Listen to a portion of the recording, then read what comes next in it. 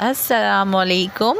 कैसे हैं आप लोग सब? उम्मीद करती हूँ आप लोग सभी खैर खैरियत से होंगे और मैं भी ठीक हूँ अल्हम्दुलिल्लाह। तो आज हम अपने किचन में बनाने जा रहे हैं मिक्स वेजिटेबल पकौड़ा रेसिपी, क्योंकि रमज़ान की आमद है। तो आज से हम अपनी रमज़ान सीरीज़ स्टार्ट करते हैं। तो सबसे पहले मैंने यहाँ बेसन लिया है 250 ग्राम। इसको मैंने अच्छे तरीके से स्ट्रेनर्स की मदद से छान लिया है और छान के एक बॉल में कन्वर्ट कर लिया है। बेसन को अच्छे तरीके से छान लेंगे तो फेंटने में बहुत ईजी रहता है और हमारे बेसन में जो है फुटकियाँ भी नहीं बनती हैं। इसके साथ ही मैंने 1 टीस्पून ज़ीरा लिया है, 1 टीस्पून मैंने नमक लिया है, 1 टेबल स्पून मैंने धनिया लिया है साबुत वाला। इसको मैं थोड़ा सा कुचल लूँगी, कूट लूँगी।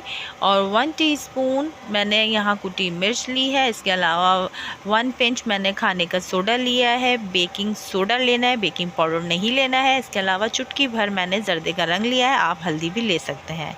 साथ ही मैंने एक मीडियम साइज़ की प्याज ली है, छोटी सी बंद गोभी ली है, एक दरमियानी साइज़ की शिमला मिर्च ली है और एक छोटा सा आलू लेके उसको मैंने स्लाइसेस में कट कर लिया है। आप ये देख सकते हैं, मैं इसको करीब से आपको दिखा रही हूँ कि मैंने कितनी इसकी बारीक कटिंग करनी है।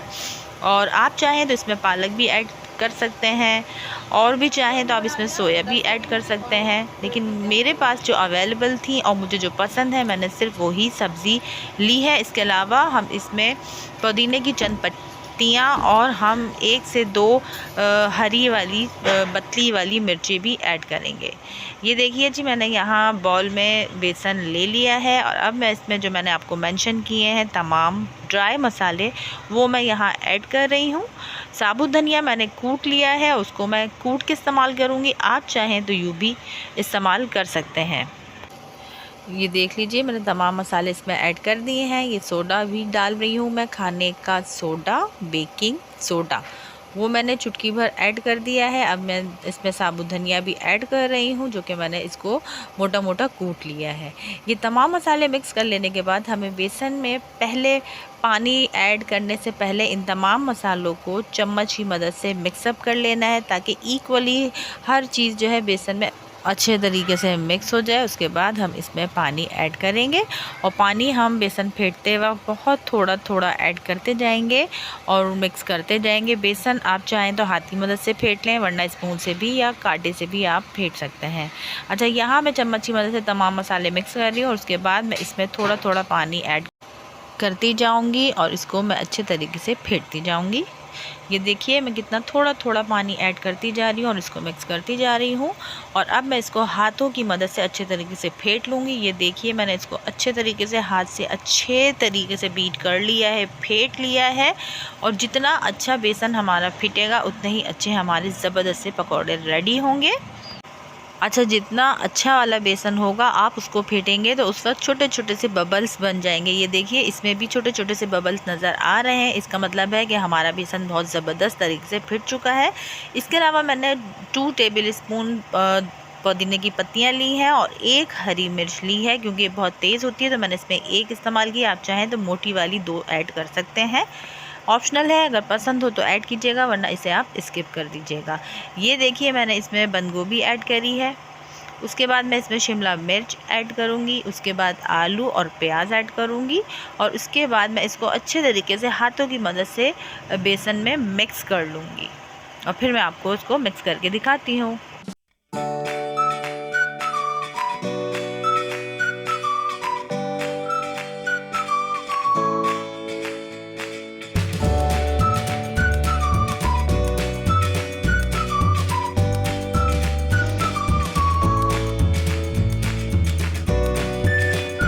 ये देखिए जी, बेसन में हमारी तमाम वेजिटेबल मिक्स हो चुकी है। अब कुकिंग स्टार्ट करते हैं। बिस्मिल्लाहिर्रहमानिर्रहीम। एक कढ़ाई ली, मैंने इसको आधी कढ़ाई में कुकिंग ऑयल शामिल किया, उसको गर्म कर लिया है और अब मैं इसको हाथों की मदद से पकौड़े कढ़ाई में डालना स्टार्ट कर रही हूँ।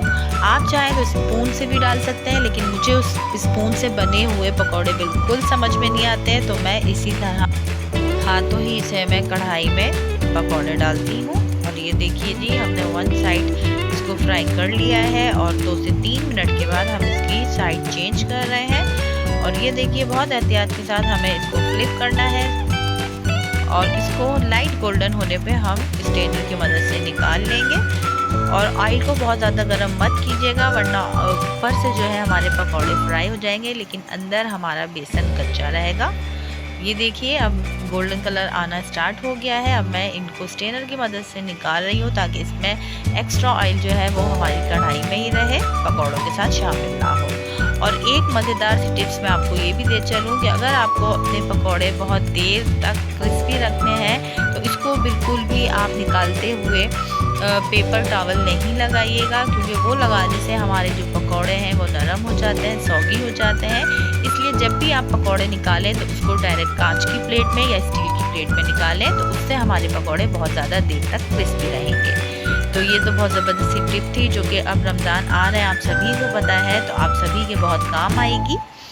ये देखिए जी कितना ज़बरदस्त सुनहरी कलर आ चुका है हमारे पकौड़ों में। और अब मैं ऑयल को दोबारा से गर्म कर रही हूँ और अब मैं इसमें अपना दूसरा ट्रिप जो है वो ऐड करूँगी। ये देखिए दोबारा से हमने कढ़ाई में अपना बैटर शामिल कर दिया है और इसको हम पहले वन साइड सेकेंगे, फ्राई करेंगे और उसके बाद इसको 2 से 3 मिनट के बाद हम इसको फ्लिप करेंगे और दूसरी साइड से भी हम इसको अच्छे तरीके से फ्राई कर लेंगे और दोबारा इसको स्ट्रेनर की मदद से हम 1 बाय 1 करके निकाल लेंगे।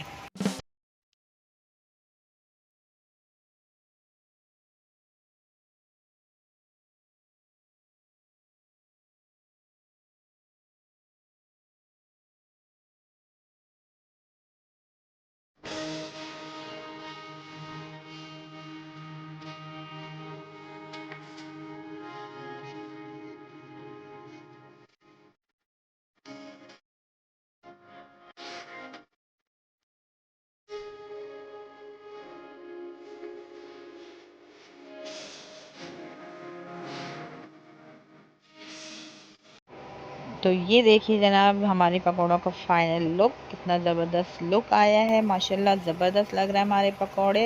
ये देखिए मीठी चटनी है इसके साथ लाल वाली, इसके अलावा हरे धनिए पुदीने की चटनी है और साथ ही हमने इसके लिए केचप लिया है और हमारा पकौड़ों का प्लेटर तैयार हो चुका है। ये देखिए रमज़ान स्पेशल हमारी वीडियोस अब आपके पास आएंगी, आप देखिएगा, आपको ज़रूर पसंद आएंगी, बहुत कुछ सीखने को मिलेगा आपको और मुझे अपनी कीमती राय से ज़रूर आगाह कीजिएगा। अगर इस पॉइंट पे आपको मेरी वीडियो पसंद आई है तो मेरी वीडियो को लाइक करें, इसे शेयर करें, मेरे चैनल को सब्सक्राइब करें। मुझे दुआ में याद रखिएगा, आप सब मेरी दुआ में शामिल रहते हैं। मिलते हैं एक ज़बरदस्त सी नई रेसिपी के साथ, जब तक के लिए अल्लाह हाफ़िज़।